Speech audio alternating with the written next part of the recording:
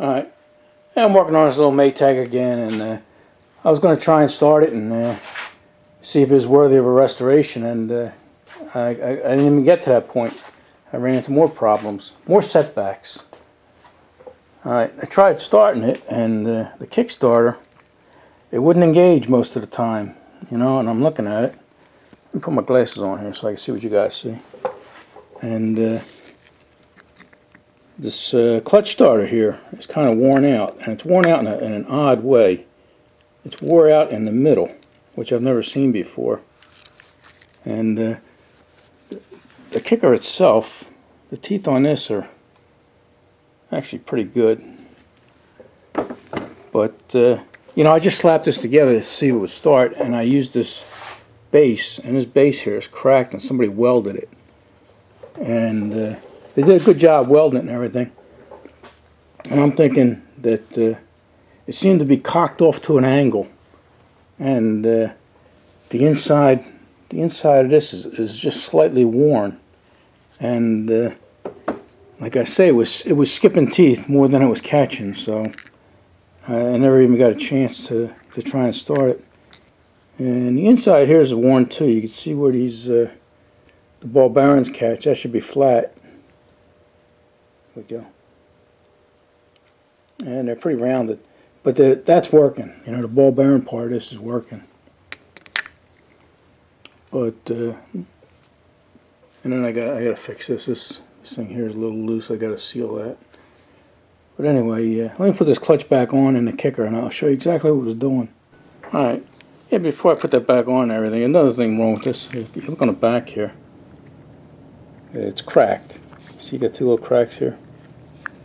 And that really wouldn't affect anything. I mean, that's common for these, you know, it's just another weak spot.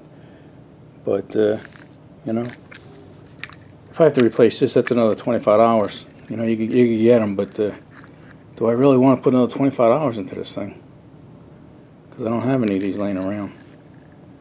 Alright, let me throw you back on a tripod.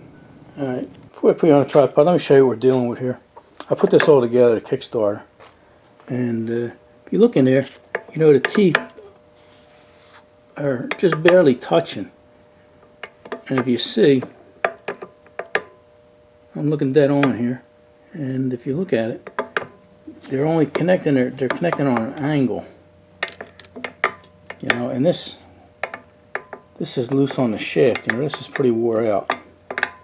It doesn't look it, you know, when you just have it on the shaft, but when you put it on this thing, you know, look at that. It makes a big difference.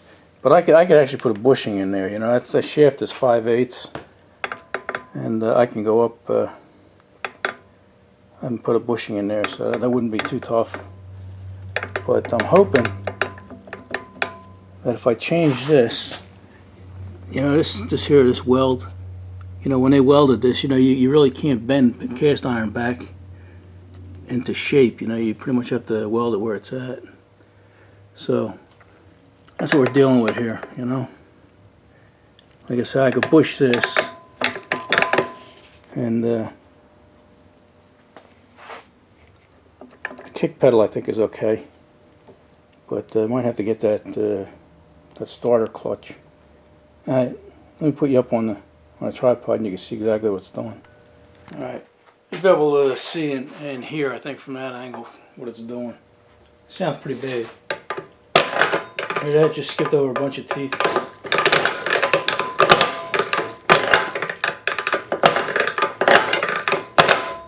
You know, if I lift up on the pedal and tilt it in that way, you know, you get a little bit of grip, but as soon as you lean down on it, you know, it pulls it all the way over this side. So what I'm going to do is we'll change this base plate here. Let me give you a better angle, just a second. The more I work on this, the more problems I find. I'm starting to question myself. I should have just made it a parts engine, but we're too far into it now, right? Alright, yeah, I'm going to take this plate off and we'll replace that and see if that helps just a little bit. And hopefully we don't have to get a starter clutch, but if we do, I guess I'll have to bite the bullet. Alright. Yeah, I changed this base plate here, and seemed to be the trick. It worked for me. There's still play in here, you know, but I can get away with it, you know, and I could bush that later on if I choose to do so. And this here looks loose, but once you put that taper pin in there, that'll tighten right up. Oh, you can't even see it. Yeah, you can. Yeah, that'll tighten right up. But the teeth itself, they're on the shaft, and that's pretty tight. But yeah, it's at least I can start it. You know, it's engaging. Okay. Yeah, you can see here. Get a little bit of play, but it'll do the job. All right. I ran into another problem. Let me move this engine and I'll show you. It never stops. All right. Here's the other backing plate.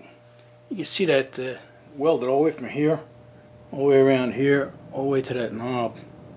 And like I say, you can't really bend this stuff or else it'll just keep cracking. So they probably just welded where it was at. That was the problem. They also welded the bottom. So it looks like they might use nickel rod, you know, because nickel rod comes up sloppy like that. But here's another problem I ran into. This thing's fighting me all the way. I can't win. All right, here's the gas cap. All right, see how nice that goes in? Let me see where you're at. See how nice that just spins in there? Well, let me put that off to the side. So I got the new plate in here. Come on in. Come on, you come a little faster. Alright. Here's the other gas tank. I tried to put this in there, and it just ain't going. You know, I was able to start maybe one or two, maybe one thread. There you go. I'm able to get one thread on there. Now, geez, how could you strip a gas cap thread? That's crazy.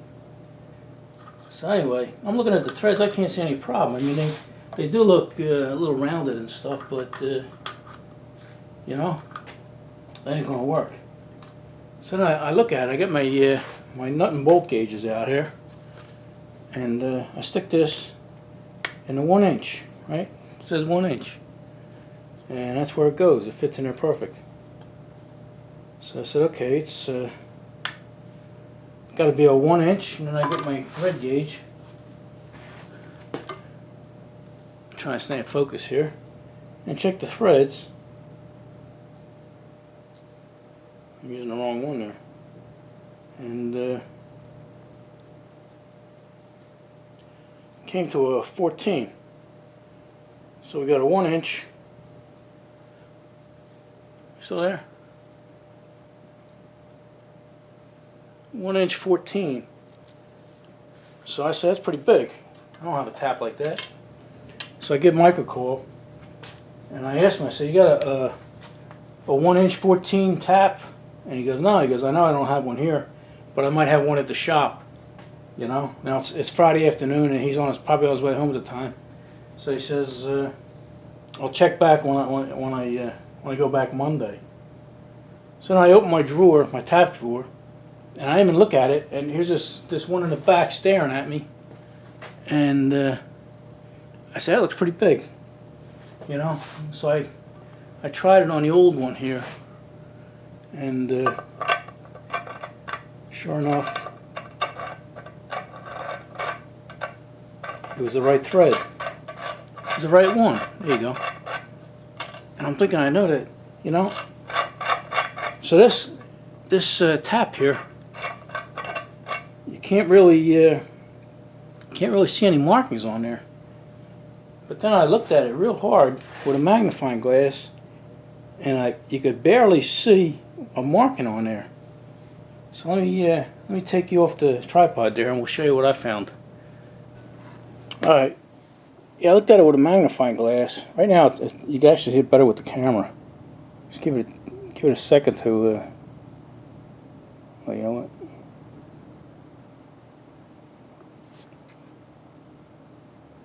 There you go. Focused in. Alright, let me come to the side here. And if you can see that, it says 3/4. It says RN 3/4 14. And I'm saying that hole, no way that hole is 3/4. And I look down there, it says NPT. That stands for National Pipe Thread. You know, their sizes are different. So this thread is actually a pipe thread. So I'll be able to put that in there and chase it. There you go. Look at that. It stops right there. So I'll chase that enough to put that plug in there. But I'm thinking to myself, geez, this ain't quitting. You know, it just don't want me to fix it. But that's no problem. Alright. Oh, yeah, I don't know if I showed you, but I tightened this up here because it has an Allen screw. Tightened it up and sealed it. I sealed it with gasoil. Let me show you, that stuff's pretty good. Right, here's a regular gasoil. If you're going to get this stuff, I wouldn't bother getting this regular stuff anymore. If you're going, especially if you're going to use it on gas engines, go with this E-Seal. This gasoil E-Seal. It's made for the ethanol. You know, that the ethanol melts the old stuff. It says right on here, gasoil E-Seal for use in devices handling gasoline, petroleum oils, and butane or whatever. But it's actually made for this kind of stuff. But it's good. I'll see if I can find a link. I'll throw that in the description. Alright, let me tap this, and then I don't know where we're going from here. Alright, yeah, I decided I'm going to ream this out. You know, I mean, it was connecting, and you know, I didn't like the way it was connecting. So I decided, you know, I had some bronze bushings here, and I'm going to have to use two on it because one of them is just too short to go all the way through. So I'll have to put two in there, cut off the excess on both sides. But I figured, you know, even if I decide not to rebuild this, I mean, we still don't know if this thing's even going to be worthy. You know, we don't know what's inside this engine. So I figure I might as well fix this anyway. That way, even if I use it for parts, at least I have a good kicker anyway. And it's too early to try and start it now. What does the old clock on the wall say there? About 3:15. So it's too early to make any noise. So let me set this up. I'm actually gonna put it on my little baby mill and see if that thing can handle it. All right, see you over there. All right, I'm set up in the mill here. I had to put a 1/2-inch bushing in there, you know, temporary, just to line us up. Whoop, try to keep my arm right away. So there you go. We're all lined up there. All right, let's see if this little machine can do that. That's a 3/4 hole, so that's pretty big for this machine.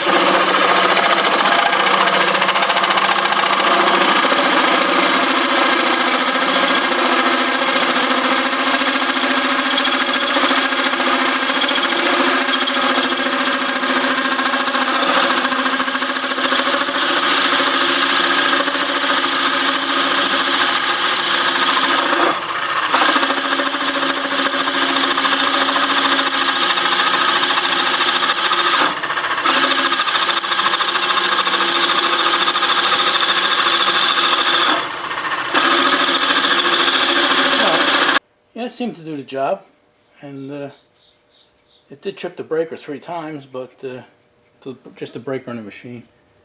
But you know, it's not meant to do something like this. This little guy never lets me down. You just take your time, and it seemed to work out. All right, let's bring it over there and ream it.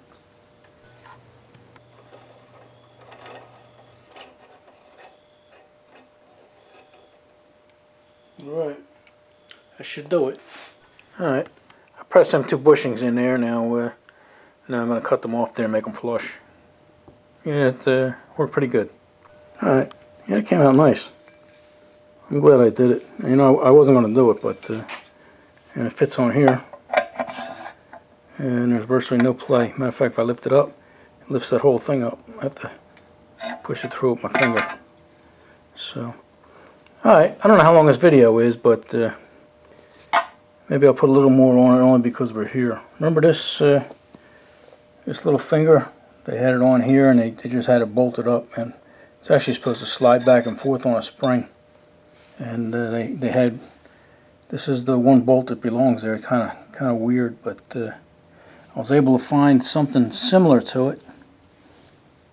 Right, got a flat head, and they're not the same length and everything. But what I'm going to do is, since I got the bushings out here too, well, I hate using these bushings on this engine, but I don't know if you can see this. The shoulder on there is the same size as this. I don't even know what size this is, but what I'm going to do is I'm going to cut this in half and make the shoulder the same length as that, and then I'll actually make two bolts, because if I put one, if you put one in and the other in there, you know, then as similar as they look, you know, they'll always be different. So, and I'll save that in case I need another one someday. But I'm going to take his bushing cutter in half, and then make a couple shoulder bolts there, and then get this working. Plus a spring. I found a spring that would work. That's my little collection there. Alright, let me do that, and we'll put this together and end this thing. Alright, yeah, I made them two little shoulders there. I faced them off over on the lathe. It's funny the goofy little stuff that little lathe does. But anyway, this is how it goes in. You got this little little hole here that a spring goes in. So let's put the screw in, and then put this spring in there.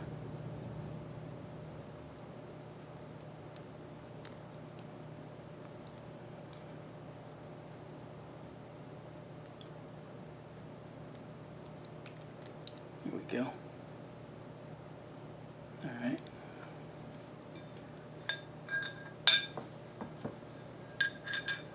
Hold the spring in while I start it. Try and stay in frame for you there.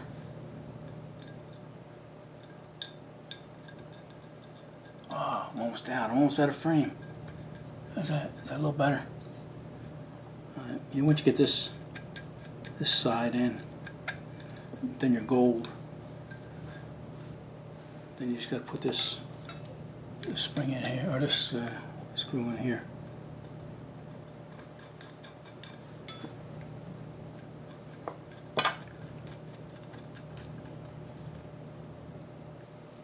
Alright, you see their shoulders there?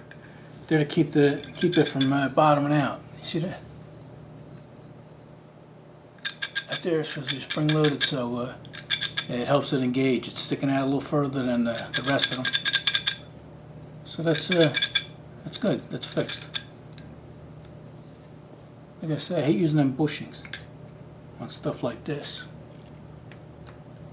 Since I mentioned that, I know everybody's always asking where you get these things at. It's just a Dayton bushing set. You see that number there? 1X968. I'll leave a link in the description for Amazon, but they're pretty pricey. You know, if you're gonna buy these, go to eBay. They're about 20 bucks cheaper. But I use these all the time. I got two sets. I usually buy them used. Sometimes you can find them used on eBay. You know, somebody uses a couple bushings and they got the whole set left, and they sell them for pennies on a dollar. So, all right, let's put this back together and put it on the machine. All right. If you guys stayed with me this long, I thank you and I appreciate your support. It is much better now. It engages every time. So, alright. I think that's enough for this video. We fixed all this work to this thing and we still don't even know if it runs. So, alright. We'll see you guys in the next one.